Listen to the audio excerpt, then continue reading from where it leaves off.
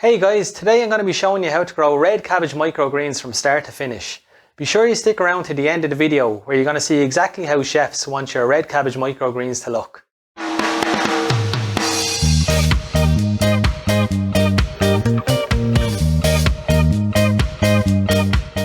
Welcome to Microgreens Entrepreneur. My name is Brian and we're on to red cabbage microgreens today. So red cabbage microgreens, they're one of my favourite, I have to say. They look really good, they've got a lovely purple colour to them, they taste really good. You can sow them a little bit denser than some of the other brassicas and there's some really good health benefits to them.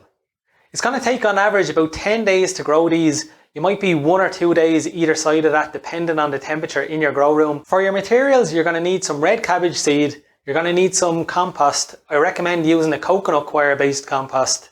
You're going to need some trays. I recommend using a tray with holes and a tray without holes, and you're going to need a water sprayer. If you don't already have all of this equipment, I've left some links in the description below of some of the products that I recommend. So grab your 2 trays and place the one with holes inside the one without holes. Then you're going to fill your tray up with about 1 inch of soil and you're going to smoothen it out with your hand as best as you can. And after that you're going to take something like this and press it down just to make it a little bit more compact. And after that it's ready for water.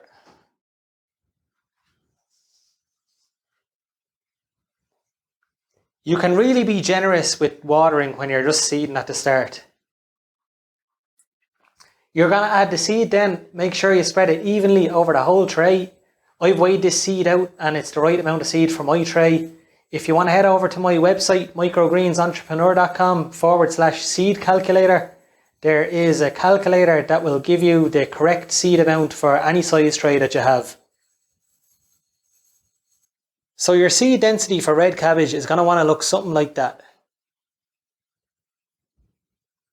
When you have the seeding done, you're going to take a press and press it down again just to bed the seed into the soil. If you don't have something like this, just use your hand.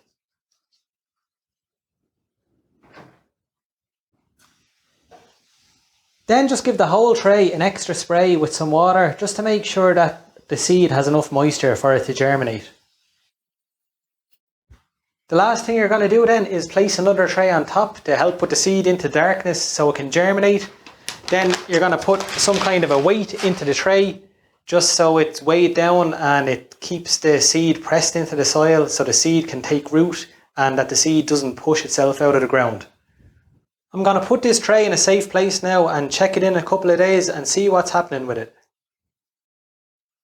So we're on day 4 here now and I'm just after taking off the tray with the weight on it to show you what it looks like underneath. And you can see there that the seed is germinating. And at this stage you're going to want to get your water sprayer and just give them another spray to keep them moist.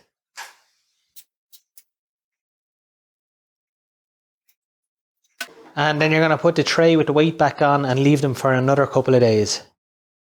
Okay guys, we're on day 7 here now and I've taken off the tray with the weight on it and I'm putting these under the light. You can see here they're very yellow still, but that's completely normal. It's just because they haven't got any light yet and they haven't photosynthesized. You can see a couple at the edge here are green because they got out underneath the tray and got some light. And you see the way they've all been pushing to the sides because that's where the sunlight's been creeping in.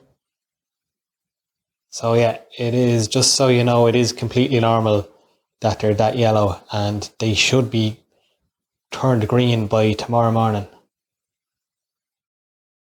This is how they're looking after their first 12 hours under the light.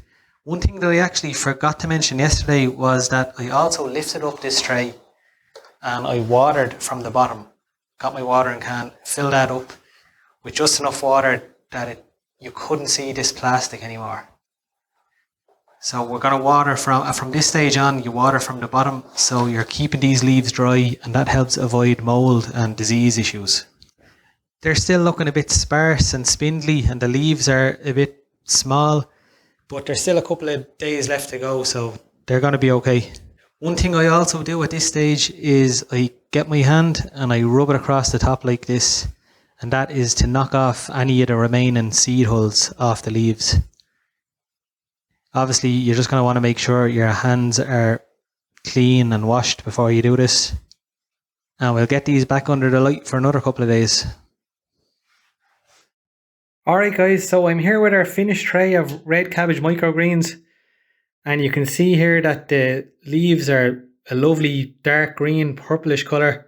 I think red cabbage is one of the nicest microgreens to look at.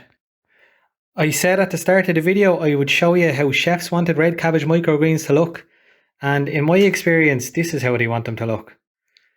They want them before the true leaves come on and about 1 inch to 1.5 inches tall.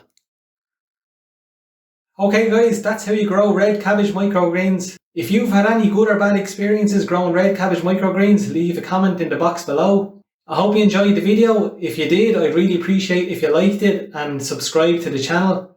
And you can also check out my website, microgreensentrepreneur.com. So that's the end of the video. Thanks a lot for watching.